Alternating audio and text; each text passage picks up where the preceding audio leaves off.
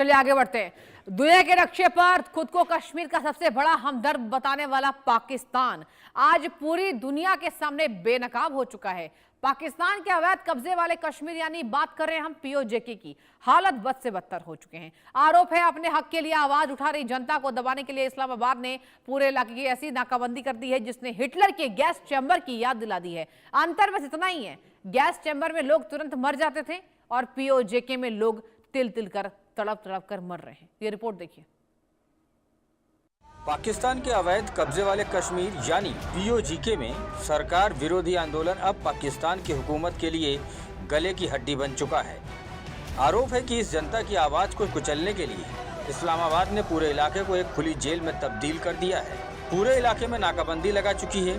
स्थानीय मीडिया और प्रदर्शनकारियों का दावा रोंगटे खड़े करने वाला है। आरोप है कि पीओजेके का राशन रोक दिया गया है, दवाइयाँ रोक दी गई हैं, डीजल और पेट्रोल की सप्लाई ठप कर दी गई है। यहाँ तक कि निजी गाड़ियों में ले जा रहे खाने पीने के सामान को भी सीमा चौकियों पर जब्त किया जा रहा है।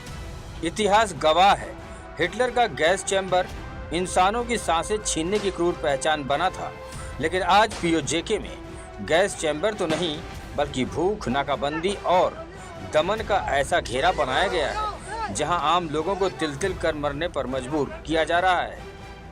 पाक रक्षा मंत्री ख्वाजा आसिफ ने दावा किया, रावलकोट और मीरपुर के रहने वाले लोग असली कश्मीरी नहीं हैं। अब सवाल बड़ा है कि आखिर कोई सरकार अपने ही नागरिकों के साथ इतनी बर्बरता कैसे कर सकती है, या फिर पाकिस्तानी हुकूमत खुद ये मान चुकी है कि पीओजेके के लोग उनके अपने नहीं हैं और ये इलाका पाकिस्तान का हिस्सा है ही नहीं। हालांकि पाकिस्तानी सरकार इस बात को आधिकारिक तौर पर कभी कबूल नहीं करेगी कि वहां नाकाबंदी है, लेकिन जमीनी हकीकत चीख चीख कर कह रही है कि बुनियादी चीजों के लिए जनता को तड़पाया जा रहा है। इस दमन की क्रूरता का चेहरा बीबीसी उर्दू की एक रिपोर्ट में सामने आया। नवीन नाम का एक स्थानीय नागरिक जब अपनी गर्भवती पत्नी के लिए दवा और राशन लेकर लौट रहा था, तब उसे कथित तौर पर सीमा पर रोक दिया गया। वो पुलिस और सुरक्षा बलों के सामने गिड़गिड़ाता रहा, गुहार लगाता रहा, लेकिन आरोप है कि उसे दो टूक जवाब मिला, सामान यहीं फेंको तभी आगे जाने दिया जाएगा। नीलम घाटी से लेकर रावलाकोट तक आज सरकारी डिपो पूरी तरह खाली है। सब्जियां मंडियों में सड़ रही हैं, जरूरी सामानों के ट्रक खड़े हैं और आरोप यही है कि पाकिस्तान अपने ही पैरों तले दबे इस इलाके का दम घोंट रहा है। पीओजेके में क्यों हो रहा है प्रदर्शन?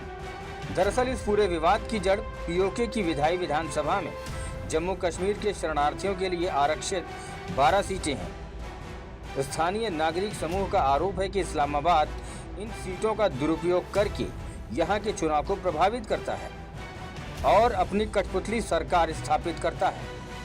इसी राजनीतिक दखलंदाजी के खिलाफ स्थानीय आवाम ने जेएसी के बैनर तले बड़ा आंदोलन छेड़ रखा है, जिसे दबाने के लिए इंटरनेट भी बंद कर दिया गया है। प्रदर्शन के दौरान हुई झड़पों में कम से कम 58 लोगों की मौत हो चुकी है। पाकिस्तान की बड़ी राजनीतिक पार्टी पाकिस्तान तहरीक-ए-इंसाफ की एक यूनिट ने सोशल मीडिया प्लेटफॉर्म पर एक पर पोस्ट कर इस कार्रवाई की तीखी निंदा की है। पार्टी ने आरोप लगाया है कि आज़ाद पट्टन मार्ग पर उसे पीने का पानी, खाना और ज़रूरी दवाएं अच्छी नहीं जा रही। पीटीआई ने सरकार के इस कदम को फिरौनी दमन का सबसे घटिया उदाहरण करार दिया है। आंदोलन से जुड़े 70,000 लोग एचडीआर, पाकिस्तान सरकार की क्रूर आर्थिक घेराबंदी के बावजूद आवाम का आंदोलन रुकने का नाम नहीं ले रहा है। रावलकोट के ईदगाह मैदान में चल रहे विशाल धरने में पिछले 2 हफ्तों के अंदर 70,000 से ज्यादा लोग शामिल हो चुके हैं।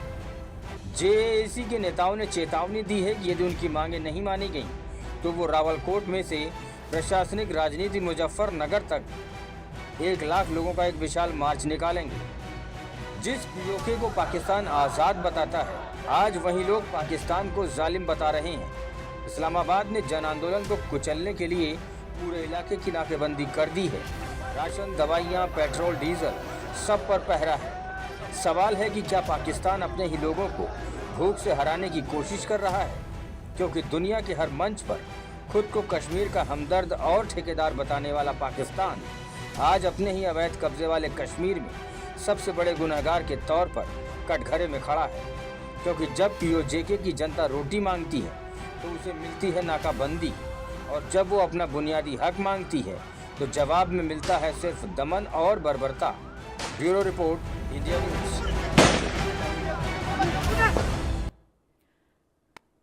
तो ये रिपोर्ट आपने देख ली। चलिए बड़ी